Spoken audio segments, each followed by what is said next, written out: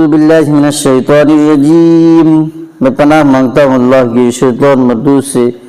بسم اللہ الرحمن الرحیم، شروع کرتا ہوں اللہ کے نام سے جو بڑا مہربان نہایت ہی رحم والا ہے۔ وَمَن يَعْشُ عَن ذِكْرِ الرَّحْمَنِ نُقَيِّضْ لَهُ شَيْطَانًا فَهُوَ لَهُ قَرِينٌ وَإِنَّهُمْ لَيَصُدُّونَهُمْ عَنِ السَّبِيلِ وَيَحْسَبُونَ أَنَّهُمْ مُهْتَدُونَ۔ قرآن شریف کے 25ویں پارہ میں سورہ زخرف کے 4تھے رکوع میں آیت نمبر 36 میں اللہ تعالیٰ ارشاد فرماتا ہے، دو آیت ہے 36 اور 37، اور جو شخص اللہ کی یاد سے غفلت کرے ہم اس پر ایک شیطان مقرر کر دیتے ہیں، وہی اس کا ساتھی رہتا ہے اور وہ شیطان ان کو سیدھے راستے سے روکتے رہتے ہیں اور وہ سمجھتے ہیں کہ ہم سیدھے راستے پر ہیں۔ میرے محترم بزرگو دوستو، اللہ تعالیٰ کی طرف سے ارشاد ہو رہا ہے کہ جو شخص اس رحیم و کریم کے ذکر سے غفلت برتے، بے پرواہی کرے، اس پر شیطان مسلط کر دیا جاتا ہے۔ ایک ہوتا ہے شیطان کا مسلط ہونا، ایک ہوتا ہے اللہ شیطان مسلط کرنا۔ شیطان خود مسلط ہو جائے، دعا کر کے، تعویذ کر کے، جھاڑ کے، پھونک کے بھگا سکتے ہیں، لیکن رحمان شیطان مسلط کر دے ساری دنیا مل کے نہیں بھگا سکتا۔ سمجھ آ رہی بات؟ ایک ہوتا ہے شیطان کا خود مسلط ہو جانا انسان پر، اس کو تعویذ لکھ کے جھاڑ پھونک کے بھگا سکتے ہیں، لیکن خود خدا مسلط کر دے ساری دنیا مل کے اس کو نہیں بھگا سکتے۔ سمجھ آ رہی ہے؟ جو اللہ کا ذکر نہیں کرتا ہے اللہ اس پر شیطان کو مسلط کر دیتا ہے۔ اب وہ شیطان اس پر اللہ نے مسلط کیا ہے، اس کی نشانی کیسے پتہ چلے گا؟ بتاتے آپ کو ہم کیسے پتہ چلے گا؟ میں بتا رہا ہوں آپ کو، آپ چیک کر لیجئے گا۔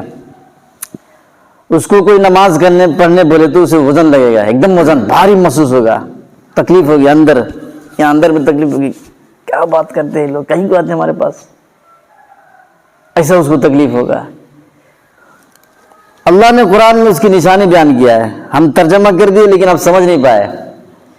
اللہ فرما رہا ہے کہ جو اللہ کی یاد سے غفلت برتے ہم اس پر شیطان مسلط کر دیتے ہیں، وہ ہمیشہ اس کے ساتھ رہتا ہے اور وہ شیطان ان کو سیدھے راستے سے روکتے رہتا ہے، اور وہ سمجھتے ہیں جس پر اللہ نے شیطان مسلط کر دیا ہے وہ آدمی سمجھتا ہے کہ ہم سیدھے راستے پر ہیں۔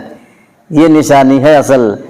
دل کی نماز پڑھتے ہیں، یہ جو بولتے ہیں ہم دل کی نماز پڑھتے ہیں، ان پر بھی شیطان مسلط ہے اور اللہ نے کیا ہے بضابطے، اس لیے کہ انہوں نے اللہ کی یاد سے، اللہ کے ذکر سے غفلت برتا اور پھر اوپر سے بکواس کیا، تو اللہ نے ایک شیطان مسلط کر دیا۔ اب یہ نماز نہیں پڑھیں گے اپنے آپ کو جنتی سمجھیں گے، پوچھ کے دیکھ لو ایک بار،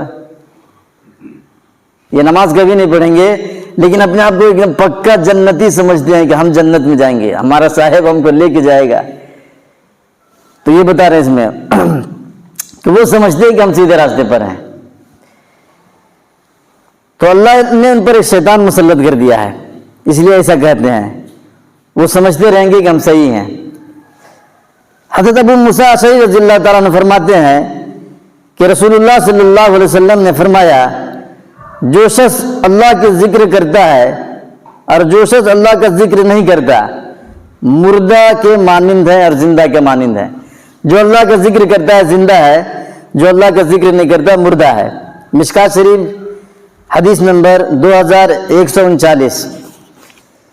حضرت ابن عمر رضی اللہ تعالیٰ عنہ فرماتے ہیں کہ حضور صلی اللہ علیہ وسلم نے فرمایا، اللہ کے سوا کسی کلام کی کثرت نہ کرو، مطلب اللہ کے نام لیا کرو، اللہ کے نام کی تصویر پڑھا کرو، کسی دوسرے کی نہ لیا کرو، کیونکہ اللہ کے ذکر کے سوا کلام کی کثرت دل کو سخت کر دیتی ہے، اور اللہ سے زیادہ دور وہ ہے جو سخت دل ہے۔ دل ہے نا ایک دم بالکل سخت ہو جائے گا، ڈھٹائی ہر دھر میں دکھائے گا، دوسرے کا نام لے گا بار بار۔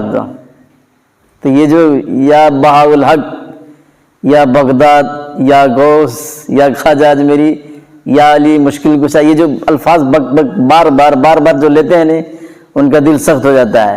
اللہ کا نام لینے بولو، جیسے دن بھر میں اس نے 100 مرتبہ کہا یا علی مشکل کشا، جھک رہا ہے، اٹھ رہا ہے، بیٹھ رہا ہے، سامان اٹھا رہا ہے، کہہ رہا ہے یا علی مشکل کشا، اس کو کہو کہ یا علی مشکل کشا 100 مرتبہ کہا ہے نہیں دن بھر میں، یا علی مشکل کشا چھوڑ دے اللہ کا یا اللہ یا اللہ نہیں کہے گا۔ چیک کر کے دیکھ لیجیے آپ، یہ یا اللہ یہ نہیں کہے گا، 100 بار گارنٹی کے ساتھ بولتا ہوں، اس لیے کہ اس کا دل جو ہے بالکل اللہ سے دور ہو گیا ہے، اور جس کا نام بار بار لے رہا ہے اس کی طرف قریب ہو گیا ہے، سخت ہو گیا پتھر کی طرح۔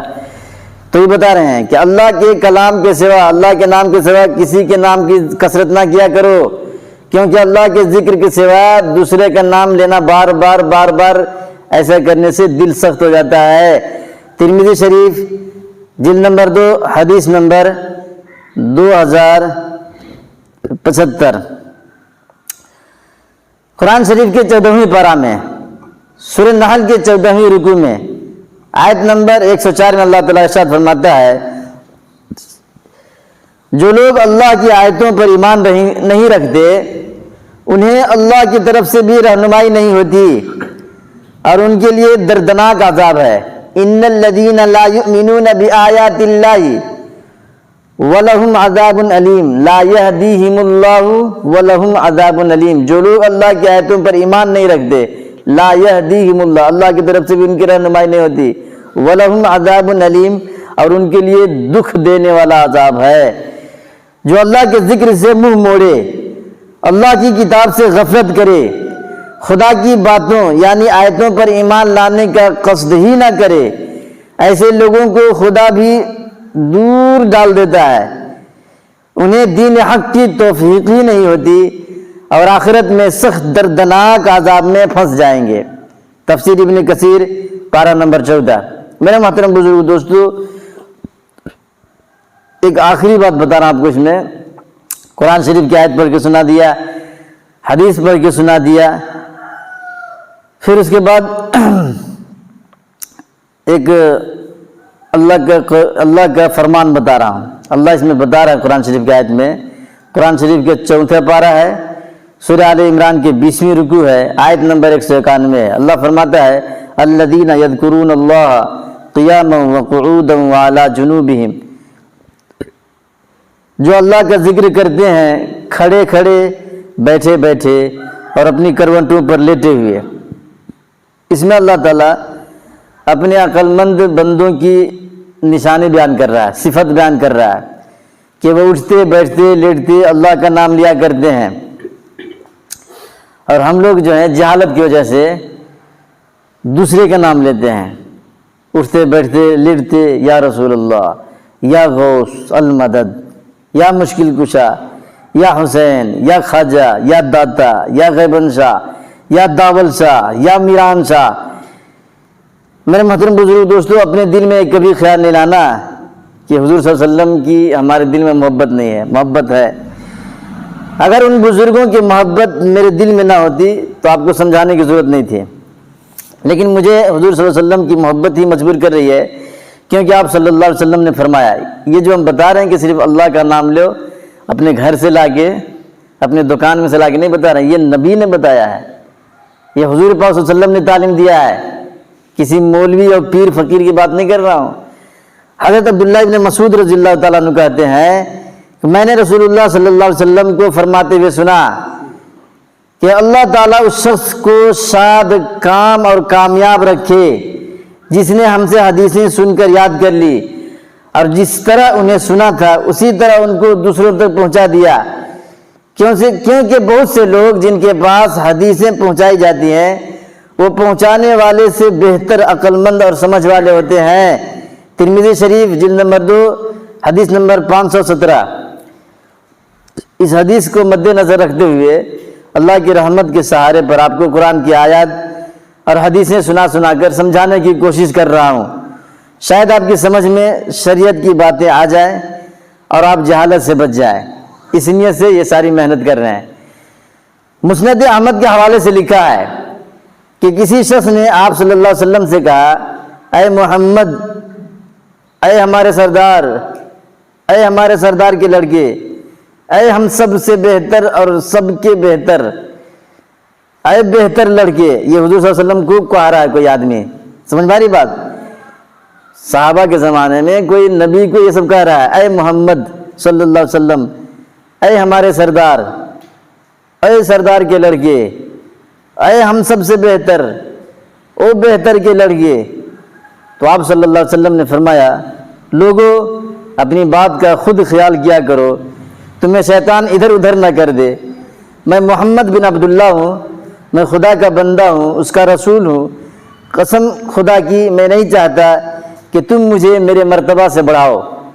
تفسیر ابن کثیر پارہ نمبر 6 صفحہ نمبر 26۔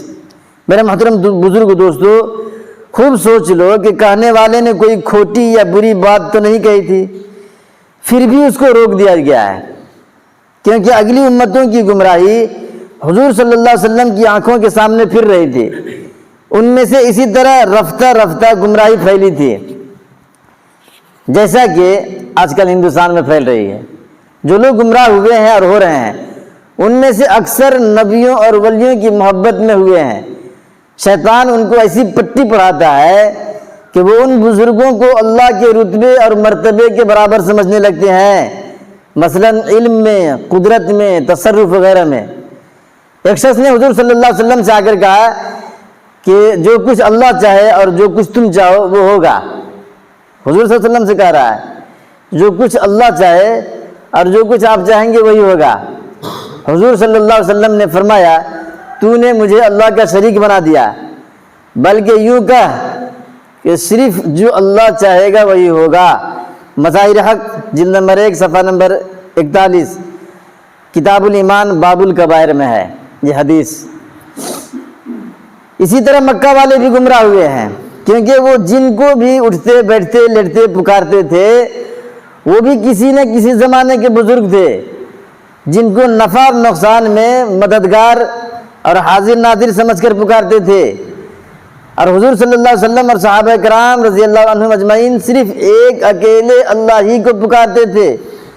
مکہ کے ان مشرکوں کو ایک اللہ کا پکارنا بہت برا لگتا تھا، اور بالکل یہی حالت آج ہمارے مسلمان بھائیوں کی ہے، جہالت کی وجہ سے ایسا ہی کرتے ہیں۔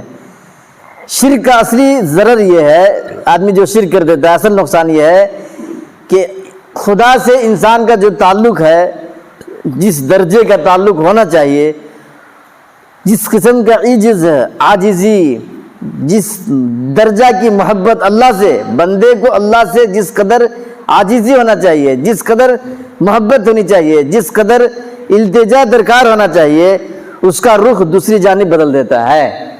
سمجھ آ رہی بات؟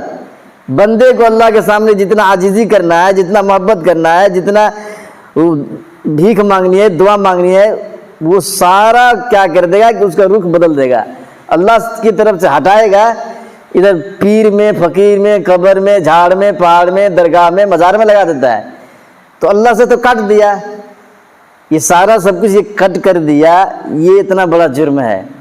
یہ کٹ کرنے کی وجہ سے ہی ہزاروں لاکھوں آدمی ہیں جو اچھی طرح جانتے ہیں کہ دیوتا، مورتی، گوڑی، قبر، جھاڑ، پہاڑ یہ کائنات اور زمین کے آسمان کے مالک نہیں ہیں، تاہم وہ ہر قسم کی حاجتیں، مرادیں انہی دیوتاؤں کے اوپر، معبودوں سے لگاتے ہیں، انہی کو حاجت روا جانتے ہیں، اٹھتے بیٹھے انہی کا نام لیتے ہیں، انہی پر نظر و نیاز چڑھاتے ہیں۔ غرض براہ راست جو کام اللہ کو کرنا تھا وہ کام ان کے اوپر کر دیا، ادھر سے ادھر پلٹ دیا ڈائریکٹ۔ سمجھ آ رہی بات؟ اٹھتے بیٹھتے اس کا نام لے رہا، حالانکہ اللہ کا نام لینا تھا، نیاز اللہ کے نام کرنا تھا، اس کے نام کر دیا، روزہ اللہ کے لیے کرنا تھا، اس کے نام سے کر دے گا، نماز سے ہٹ جائے گا، نیاز میں چلا جائے گا، یہ سارا گڑبڑ کر دیتا ہے۔ تو براہ راست جو ان کا تعلق اللہ سے ہونا تھا، ان پتھروں سے، گڑیوں سے، درگاہوں سے، مزاروں سے، جھاڑوں سے، پہاڑوں سے، جھنڈا سے لگا دیتا ہے۔ خود مسلمانوں میں ہزاروں لاکھوں آدمیوں کا یہی عمل ہے، اور دیندار لوگوں کے ساتھ کرتے ہیں یہ سب حرکت۔ مسلمان ہے نہیں تو دیندار لوگوں کے ساتھ کرے گا، غلط چیزوں کے ساتھ نہیں کرے گا۔ تو یہ اس بنا پر مقدم ترین امر یہ ہے کہ معبودوں کی نسبت اس قسم کے خیال پیدا ہی نہ ہونے پائے صاف صاف پہلے ہی بتا دیا کہ جتنا بھی محبت کرنا ہے اللہ سے کرو، جتنا بھی تجھے ذکر کرنا ہے، نام لینا ہے، اللہ کا نام لو، جتنا بھی کرنا ہے اللہ کے نام کی تسبیح پڑھو، غیر اللہ کے نام کی تسبیح نہیں پڑھنی ہے۔ اس لیے یہ شرک بہت بڑا خطرناک چیز ہے۔ آدمی کے پاس نیک عمل کا ایک گمپو ہو، ایک پہاڑ ہو، اور وہ شرک کر دے تو وہ سارا کے سارا سیکنڈوں میں ختم ہو جائے گا، وہ سارا عمل، نیک عمل ایک سیکنڈ میں ختم ہو جائے گا۔ شرک اتنا خطرناک چیز ہوتا ہے، اس لیے شرک کرنے سے بچیں۔ اللہ تعالیٰ ہم سب کو سمجھنے کی، عمل کرنے کی توفیق عطا فرما دے، آمین۔